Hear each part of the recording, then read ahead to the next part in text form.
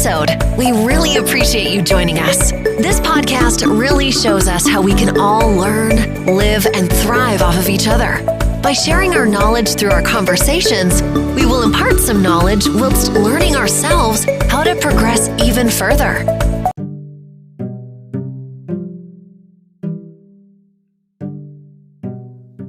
Hello everyone, and welcome to the Everything podcast, where we talk about everything in life from fashion and beauty to business and every bit in between.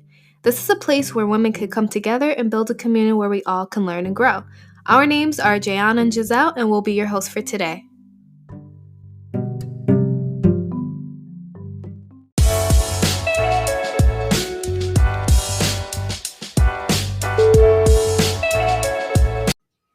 This segment is sponsored by Anchor. If you haven't heard about Anchor, it's the easiest way to make a podcast. Let me explain. It's completely free. Their creation tools allow you to record and edit your podcast right from your phone or computer. Anchor will distribute your podcast for you so it can be heard on Spotify, Apple Podcasts, and many more. You can make money from your podcast with no minimum listenership. It's everything you need to make a podcast in one place. Download the free Anchor app or go to anchor.fm to get started.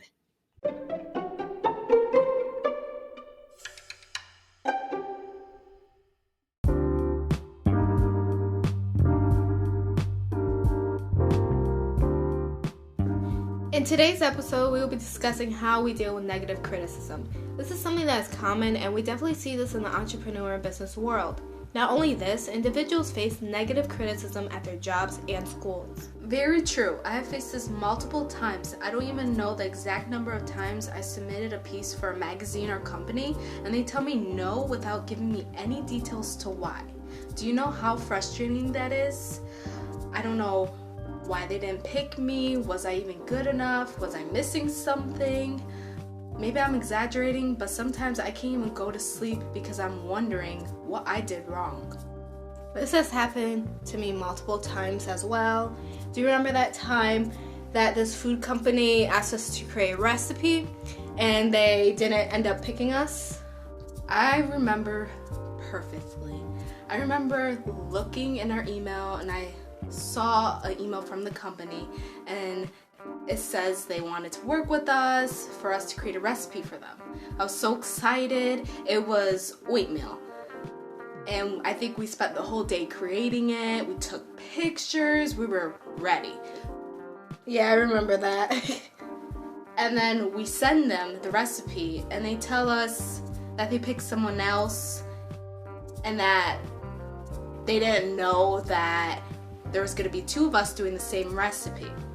And that they said, unfortunately, we did not pick you. We went another route. So I was very disappointed because we took all that time creating content, creating a recipe, and they say, no, sorry, we picked someone else. I mean, this kind of shows how negative criticism can come in different forms. A couple months ago, I actually applied to a ghostwriting position. And I'm not going to put a name to the company because that's not right. Anyway, I didn't end up getting the position after writing up a sample piece. I thought I did really good and I was so confident that I would get it, but that didn't even end up happening. Did they at least describe why you didn't get the position? Yeah, they did leave some feedback from the editor that went over my piece.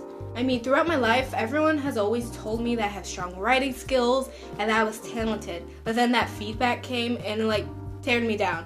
Some of the things that were basically said was that my style wasn't controversial enough and I should proofread before submitting any work. Can you believe that?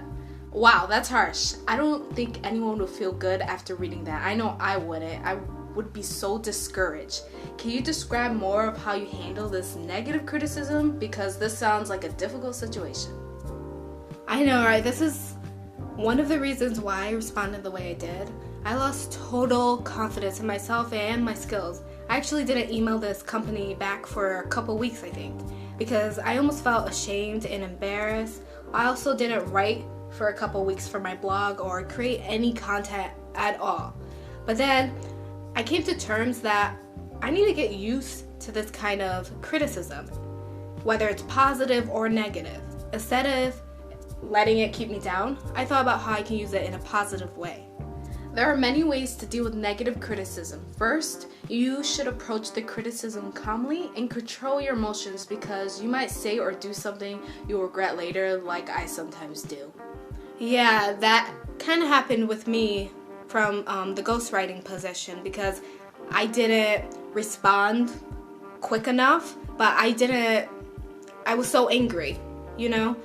But secondly, you should acknowledge that maybe you were wrong. This is so hard to do, but you have to dig deep on this one.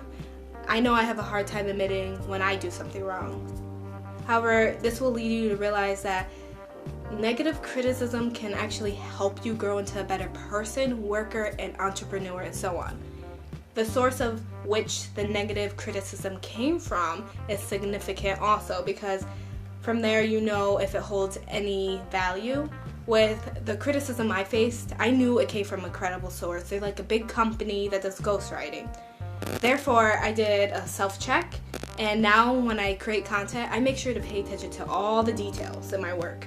I use engaging, enticing words, and I proofread multiple times. Even if I do feel confident about my work, I actually make my friends and family read and make sure they give me their actual opinions about it, and not just, give opinions just because they want to be nice. Wow, that's good, Gianna. Thirdly, I think it's very important to respond in a professional and graceful manner, because you have to keep in mind that you're an adult and you do not want to distort or misrepresent your character, because that could ruin your career. Yeah, definitely, because I could imagine myself responding angrily to the email for the ghostwriting position, saying a lot of bad things. But I'm really glad that I was an adult about it and I didn't email them right away, even though that is a little not professional. But I did my best in that situation. Lastly, you have to remember that you can't always please everyone. I know this could be difficult for some people, right? I know I'm still working on this one. I just always remember a quote that I found on brainingquote.com one time. Failure is the opportunity to begin again, but this time more intelligently. Without a doubt, those are true and wise words to live by.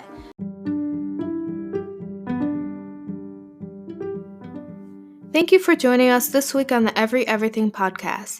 You can tune in every Monday and Thursday for new episodes. Also, if you love this type of content, be sure to support us or check out our websites, where you can subscribe to the show on Spotify, Overcast, Google Podcasts, and more. This will make sure that you'll never miss a show.